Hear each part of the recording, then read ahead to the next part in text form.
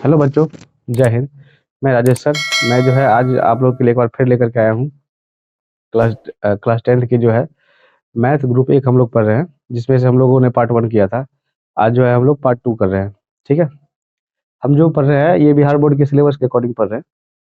ये जो एनसीईआरटी का मैथ है उसमें हम लोग कुछ बेसिक टर्म्स को जाना था। आज भी हम लोग जो है कुछ बेसिक टर्म्स पार्ट 2 के साथ आए हैं। नहीं, हम लोगों ने पिछले की वीडियो में जो है सौभाज्य संख्या तक देख लिया था। उसे संबंधित जितना क्वेश्चन बनने वाले थे वो सारा देख लिया था। आज जो है हम लोग पढ़ने वाले हैं वो है पूर्णांक संख्या। ठीक है। क्या देखने वाले हैं? पूर्णांक संख्या। तो पूर्णांक संख्या क्या होता है उसके बारे में हम लोग समझेंगे। तो पूर्णांक संख्या होता है, देखिएगा, धनात्मक संख्या, ऋणात्मक संख्या और ये जो जीरो होता है, नहीं शून्य होता है, उसका जो सम्मिलित रूप है उसी को हम लोग क्या कहते हैं? पूर्णांक संख्या कहते हैं। ठीक है। ये जितनी परिभाषा है आपको दिख जाएगा, हमारे ये स्क्रीन बोर्ड है उस पर मिल जाएंगे। ठीक है ना, आप लोग देख रहे होंगे अभी। तो पूर्णांक संख्या किसे कहते हैं? धनात्मक, ऋणात्मक और ये जो शून्य है, शून्य को हम लोग उदासीन संख्या भी कहते हैं। ठीक है। इसका जो सम्मिलित रूप है उसी को हम लोग क्या कहते हैं? पूर्णांक संख्या कहते हैं। नहीं, अगर पूर्णांक की जो बात करेंगे, आप लोग बचपन में सीखे होंगे, जो है बचपन में सीखे थे संख्या रेखा बनाना। ये क्या हुआ? संख्या रेखा हुआ। तो इसमें क्या करते हैं हम लोग? मिडिल पॉइंट पे शून्य लेते हैं। नहीं, शून्य से दाईं ओर की दूरी सभी क्या होते हैं? धनात्मक होते हैं, पता है हम लोग को। और बाईं ओर की जितना दूरी होता हुआ क्या होता है? ऋणात्मक होता है। ठीक है। तो यही सारी सब संख्या जो है क्या है? ये पूर्णांक है। ये देखिएगा क्या है? ये ऋणात्मक पूर्णांक है। ठीक है। ये जो है क्या है? हमारा धनात्मक पूर्णांक है।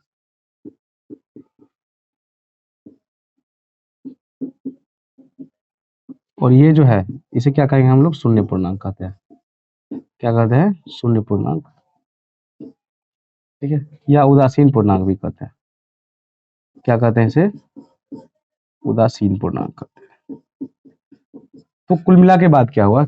अगर पूर्णांक की परिभाषा की बात करें तो धनात्मक, शून्य और ऋणात्मक संख्या का जो सम्मिलित रूप है उसी को हम लोग क्या कहते हैं? पूर्णांक कहते हैं। ठीक है, समझ में आया? एक बार फिर से समझ लीजिए।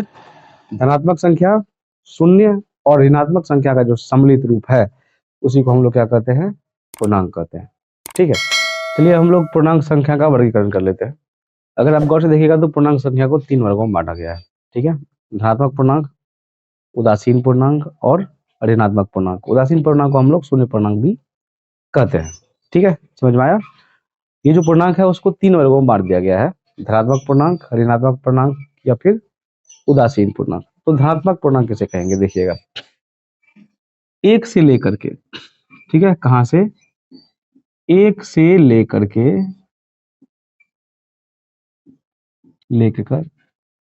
अनंत तक, 1 से लेकर के अनंत तक की जितनी भी प्राकृत संख्या है उसे हम लोग क्या कहते हैं? धनात्मक पूर्णांक कहते हैं। ठीक है। हम लोग प्राकृत संख्या तो पढ़े हैं, पिछले की वीडियो में पढ़े हैं, जाने हैं प्राकृत संख्या के बारे में क्या होता है। गिनती की संख्या को हम लोग क्या कहते हैं? प्राकृत संख्या कहते हैं। ठीक है। और ये जो धनात्मक पूर्णांक है, 1 से लेकर के जितने अनंत तक जाने वाली, नहीं, सभी प्राकृत संख्या का सम्मिलित रूप क्या कहलाता है पता है? ये कहलाता है आपका धनात्मक पूर्णांक कहलाता है। ठीक है। अगर बात करें ऋणात्मक पूर्णांक की, नहीं, ये हो गया कौन सा? धनात्मक पूर्णांक हुआ।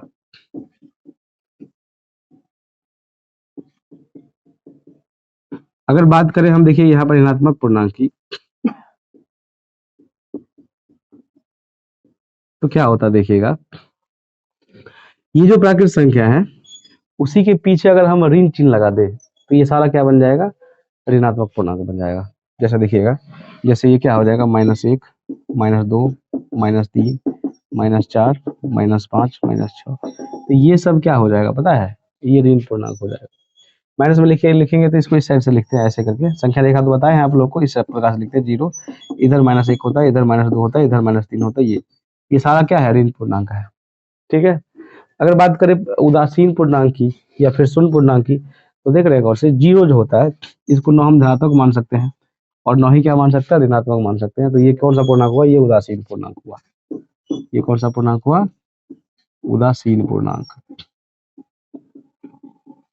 ठीक है। या फिर इसे क्या कहेंगे हम लोग? शून्य पूर्णांक कहेंगे। ठीक है, इसका जो मान है किसके बराबर होता है, 0 के बराबर होता है।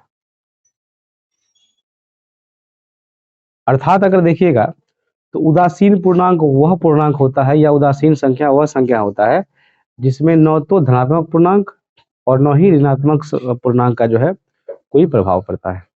ठीक है, उदासीन पूर्णांक क्या हुआ, उदासीन संख्या या फिर उदासीन पूर्णांक वह पूर्णांक हुआ जिस पर न ही धनात्मक संख्या या पूर्णांक या न ही ऋणात्मक पूर्णांक का जो है उस पर कोई प्रभाव पड़ता है। ठीक है, ये किसी की श्रेणी में नहीं आता है, उसे हम लोग क्या कहेंगे, उदासीन संख्या कहेंगे या फिर उदासीन पूर्णांक कहेंगे। ठीक है, समझ में आया। चलिए हम लोग आगे, टॉपिक जो है हमारा वो है वास्तविक संख्या। ठीक है, क्या है वास्तविक संख्या, जिसे हम लोग इंग्लिश में कहते हैं रियल नंबर। ये क्या होता है, देखिएगा परिमेय संख्या और अपरिमेय संख्या का जो सम्मिलित रूप है उसी को हम लोग क्या कहते हैं, वास्तविक संख्या। ठीक है, वास्तविक संख्या का परिभाषा क्या हुआ, परिमेय संख्या और अपरिमेय संख्या का जो सम्मिलित रूप है उसी को हम लोग क्या कहते हैं, वास्तविक संख्या। अब वास्तविक संख्या को समझने से पहले हमें समझना होगा परिमेय संख्या क्या होता है और अपरिमेय संख्या क्या होता है। ठीक है, तो वैसी संख्या, परिमेय संख्या किसे कहते हैं, वैसा पूर्णांक जिसको हम p बट्टा q के रूप में लिख सके। ठीक है, वैसा पूर्णांक जिसको हम p बट्टा q के रूप में लिख सके उसे कहते हैं परिमेय संख्या, जहां पर q बराबर नहीं होना चाहिए 0। समझिए ये 0 क्यों होता है, वैसा पूर्णांक जिसे हम क्या लिख सकते हैं, p बट्टा q के रूप में लिख सकते हैं, p बट्टा q के रूप में अगर हम लिख सकते हैं तो ये क्या होता है, परिमेय संख्या होता है, जहां जहां देखिएगा p तथा q जो है पूर्णांक है,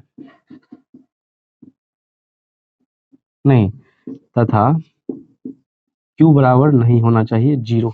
यहाँ पर q बराबर क्यों नहीं 0 होना चाहिए, क्योंकि अगर हम हर के रूप में 0 लिखते हैं और जीरो, इसका मतलब क्या हुआ कि 0 से अंश में डिवाइड करना, और हम लोग जानते हैं जब ये हर में 0 आ जाए तो उसका मान क्या हो जाता है, अपरिभाषित हो जाता है। ठीक है, फिर वो अपरिभाषित ही नहीं होगा, तो इसलिए जो है q बराबर नहीं होना चाहिए 0। तो पूर्णांक क्यों लिया गया है, परिमेय संख्या जो होता है प्लस वाले भी होता है, कहने का मतलब क्या हुआ, धनात्मक पूर्णांक भी होता है और ऋणात्मक पूर्णांक को भी है जो है हम लोग परिमेय संख्या बोलते हैं। इसलिए यहाँ पर जो है p तथा q क्या है, एक पूर्णांक है। या वैसे भी कह सकते हैं, मान लीजिए कोई संख्या रूट में हो, ठीक है, कोई संख्या रूट में हो, अगर उसका वर्गमूल निकल जाए तो उसे क्या कहते हैं, परिमेय संख्या। जैसे मान लीजिए यहाँ पर दिया हुआ है रूट 16, ठीक है, तो 16 का वर्गमूल निकल जाता है, इसे क्या कहते हैं हम लोग, परिमेय संख्या। नहीं, अगर मान लीजिए यहाँ पर लिखा हुआ है रूट 3, ठीक है, तो इसका शुद्ध वर्गमूल निकलेगा, नहीं निकलेगा। इसका वर्गमूल जो है निकलेगा भी तो अशांत होगा, मान शुद्ध मान नहीं आएगा, प्राकृत संख्या के रूप में नहीं आएगा, तो ये क्या हो जाएगा, फिर परिमेय नहीं होगा। तो ये फिर क्या हो जाएगा, देखिएगा ये हो जाएगा अपरिमेय संख्या। ठीक है, तो अपरिमेय संख्या का परिभाषा भी हम लोग जान लेते हैं। अपरिमेय संख्या क्या होता है, देखिए जिस संख्या को हम p बट्टा q के रूप में नहीं लिख सकते हैं, ठीक है, जिस संख्या को हम p बट्टा q के रूप में नहीं लिख सकते हैं उसे क्या कहते हैं, अपरिमेय संख्या कहते हैं। इसमें भी जो है q बराबर 0 नहीं होना चाहिए। अगर आप अपरिमेय संख्या समझिएगा तो समझिए, इसमें भी देखिएगा p और q क्या होगा, पूर्णांक होगा, और q बराबर नहीं है 0। जैसे मान लीजिए हम यहाँ पे लिखे 1.333 डॉट डॉट, क्या इसे हम p बटा q के रूप में लिख सकते हैं, नहीं लिख सकते। इसका दशमलव हम तोड़ सकते हैं, नहीं तोड़ सकते। क्यों नहीं तोड़ सकते, क्योंकि जैसे अगर हमें जैसे 2.23 को हमें p बटा q के रूप में लिखना है, इसको क्या लिख सकते हैं, 223, नहीं 1 और इसके बाद 2 अंक है तो क्या लिख सकते हैं, 2 जीरो लिख सकते हैं। ये तो स्थानीय मान है। ठीक है, पढ़े होंगे आप लोग पिछले क्लास में, नहीं पिछली कक्षाओं में आप लोग पढ़े होंगे। तो इसको तो हम नहीं लिख सकते हैं ना p बटा q के रूप में, तो ये क्या हो गया, फिर अपरिमेय संख्या हो गया। या ऐसे भी कह सकते हैं कि कोई संख्या रूट में हो, ठीक है, और उसका जो है शुद्ध शुद्ध जो है वर्गमूल नहीं निकले, तो उसे हम लोग क्या कहेंगे, अपरिमेय संख्या कहेंगे। ठीक है, जैसे यहाँ पर अगर हमारे पास वो देखिएगा 2 प्लस रूट 3 है, ठीक है, तो चलिए 2 2 ठीक है, 2 क्या है, परिमेय संख्या है, लेकिन क्या यहाँ पे रूट 3 परिमेय संख्या है, ये परिमेय संख्या नहीं है। ठीक है, ये परिमेय संख्या नहीं ना है, क्योंकि रूट 3 का मान हम नहीं निकाल सकते। रूट 3 का जो है अगर हम स्क्वायर रूट निकाले, वर्गमूल निकाले तो निकाल सकते हैं, नहीं निकलेगा, ये वर्ग संख्या है ही नहीं। वर्ग संख्या क्या होता है, 1 होता है, 4 होता है, 9 होता है, ठीक है, इसके बाद क्या होता है, 16 होता है, 25 होता है, 36 होता है, 49 होता है, ऐसे ही स्क्वायर करेंगे। नहीं, तो ये सब होता है वर्ग संख्या, ये वर्ग संख्या नहीं होगा, तो ये क्या हो गया, अपरिमेय संख्या। चलिए परिमेय संख्या और अपरिमेय संख्या कुछ उदाहरण देख लेते हैं। परिमेय संख्या पता ही है, जिसको हम लोग p/q के रूप में लिख सकते हैं, जैसे 1/6 हो गया, ठीक है, 2/3 हो गया, या 2 भी हो गया, या -2 भी हो गया। अच्छा एक बात और है यहाँ पे, जैसे मान लीजिए 2 है, इस पर अगर हम रेकरिंग लगा दे, क्या ये परिमेय संख्या होता है? होता है परिमेय संख्या, ठीक है, ये परिमेय संख्या होता है, क्योंकि हम लोग 9th क्लास में पढ़े हैं। अगर इस पे रेकरिंग हटाएंगे तो क्या हो जाएगा, डिवाइडेड बाई कितना हो जाएगा, 9। नहीं, जितने रेकरिंग उतने हर के रूप में क्या लिखते हैं हम लोग, 9 लिखते हैं, ठीक है ना। तो ये क्या हो गया हमारा परिमेय संख्या होगा, याद रखिएगा। किसी भी संख्या के ऊपर में अगर रेकरिंग लगा हो, ठीक है, ऐसे रेकरिंग लगा हो, जैसे मान लीजिए 3.23 है, ठीक है, इसके ऊपर रेकरिंग लगा हुआ है, इसको तोड़ेंगे तो क्या लिखेंगे, देखिएगा 322 माइनस 32, अब बाई में कितना लिखेंगे, 9, नहीं, दशमलव बाद एक अंक बचा तो ये 0, देखिए कितना हो जाएगा ये, फिर ये हो गया 0, ये हो गया 9, ये हो गया 2, ये हो गया 90, तो ये कैंसिल होंगे, क्या हो गया 29/9। नहीं, तो इसको तो देखिए डायरेक्ट हम p/q के रूप में लिख पाए ना, तो इसका मतलब क्या हुआ, ये फिर परिमेय संख्या हो गया, ठीक है। कहने का तात्पर्य क्या हुआ, किसी भी संख्या में अगर रेकरिंग लगा हो उसे हम लोग क्या कहते हैं, परिमेय संख्या। एक बात और यहाँ पे समझना होगा, पाई क्या होता है, देखिएगा पाई क्या होता है, तो पाई जो होता है वह होता है अपरिमेय संख्या, क्योंकि पाई का शुद्ध मान होता ही नहीं है। नहीं, अभी तक जो है इसका पाई का कोई मान निकाल ही नहीं पाया है। इसका जो मान होता है 3.14141414 आते रहता है, ठीक है, ये कभी समाप्त नहीं होता है। नहीं, तो ये भी जो है ये क्या है, अपरिमेय संख्या है। पाई क्या है, ये देखिएगा अपरिमेय संख्या है। इसमें भी एक ट्विस्ट है, देखिएगा, अगर हम पाई का मान लिखे 22/7, पाई का तो 2 मान होता है ना, ये मान नहीं है, ये है निकटतम मान, ठीक है, मतलब आप लोग 11th में पढ़िएगा सार्थक अंक, उसी से रिलेटिव होता है ये। तो देखिएगा पाई का जो मान है वह कितना है, 22/7। अब इसको क्या कहेंगे, पाई तो चलो ठीक है अपरिमेय होता है, पाई क्या होता है, अपरिमेय होता है।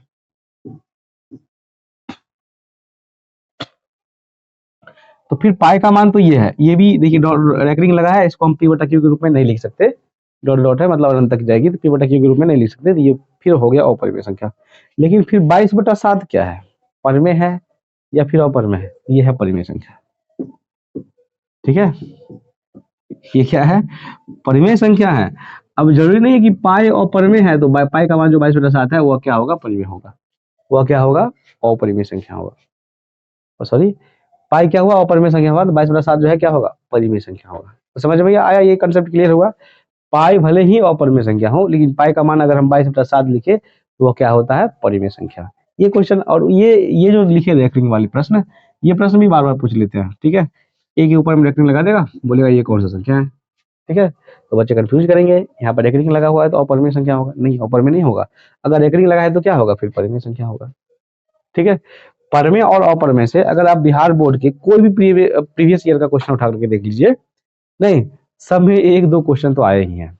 नहीं, उसका आसान सा ट्रिक क्या होता है, जैसे मान लीजिए पूछ दिया यहाँ पे 2 + √3 क्या है, परिमेय है अपरिमेय है, आसान से देख लेंगे। अगर हम ये संख्या तो रूट से बाहर है, ठीक है, अगर हम इसका वर्गमूल निकाल पाए, स्क्वायर रूट निकाल पाए, ठीक है, अगर निकल गया तो परिमेय है, नहीं निकला तो क्या हो जाएगा, अपरिमेय है।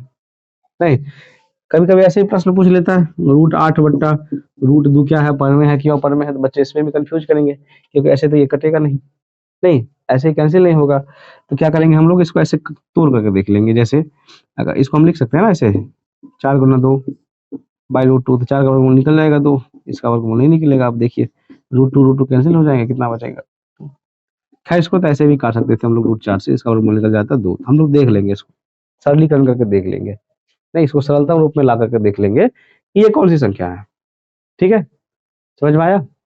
इस प्रकार से हम लोगों ने आज समझा पूर्णांक संख्या, वास्तविक संख्या। वास्तविक संख्या आप समझे 2 प्रकार के होते हैं, क्या हुआ, वह परिमेय संख्या हुआ और अपरिमेय संख्या हुआ, और दुनिया में जितने सारे संख्या हैं सब वास्तविक संख्या के रूप में आ जाएगा। नहीं, इसीलिए कहा गया है कि किसी भी संख्या पर हम जो निरूपण करते हैं वह कौन सा संख्या निरूपण करते हैं, तो वास्तविक संख्या में करते हैं, ठीक है। अगर आप संख्या रेखा की बात, यहाँ से एक और कंसेप्ट निकल करके आता है, अगर आप संख्या रेखा पर निरूपण की बात करते हैं तो कौन सा संख्या दर्शा सकते हैं, वास्तविक संख्या, क्योंकि वास्तविक संख्या में सब संख्या आ जाता है, चाहे प्राकृत हो, पूर्ण हो, सम हो, विषम हो, अभाज्य हो, भाज्य हो, परिमेय हो, अपरिमेय हो।